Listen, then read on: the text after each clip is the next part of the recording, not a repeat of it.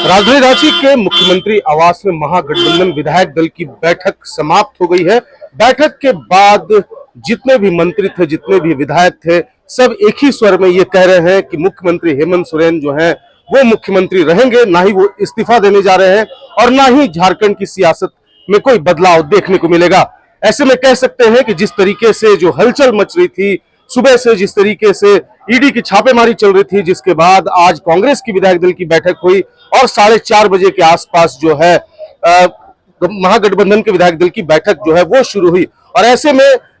सूत्रों के हवाले से ये खबर आ रही थी कि बैठक जैसे ही शुरू हुई, मुख्यमंत्री हेमंत सोरेन ने सभी विधायकों को कहा कि वह इस्तीफा नहीं दे रहे हैं। एक र्यूमर है जो कि पूरे झारखंड में फैलाया जा रहा था और ऐसे में अब स्थिति स्पष्ट हो गई है, क्योंकि जिस तरीके से तमाम विधायक बैठक के बाद जब सीएम आवास से बाहर निकल रहे थे तो उन्होंने मीडिया से बात करते हुए एक ही स्वर में कहा है कि फिलहाल मुख्यमंत्री हेमंत सोरेन जो है वो इस्तीफा नहीं दे रहे हैं। ऐसे में इस बैठक में अब ये क्लियर हो जाता है कि अभी मुख्यमंत्री इस्तीफा नहीं देने जा रहे हैं। लेकिन अगर बात करें तो ईडी की अगर बात करें तो क्या मुख्यमंत्री हेमंत सोरेन ईडी के पास जाएंगे, इसका जवाब किसी विधायक या किसी मंत्री के पास नहीं था। ऐसे में अगर बात करें तो कांग्रेस कोटे के जितने भी मंत्री थे, तीनों मंत्री जो है वो एक गाड़ी में, रामेश्वर उरांव, बन्ना गुप्ता और बादल पत्रलेख जो है वो एक गाड़ी में प्रदेश प्रभारी से मिलने गए और इस बैठक की सूचना देने के लिए वो स्टेट गेस्ट हाउस गए। उन्होंने मीडिया से कुछ बात नहीं की, उन्होंने कहा कि वहां से आते हैं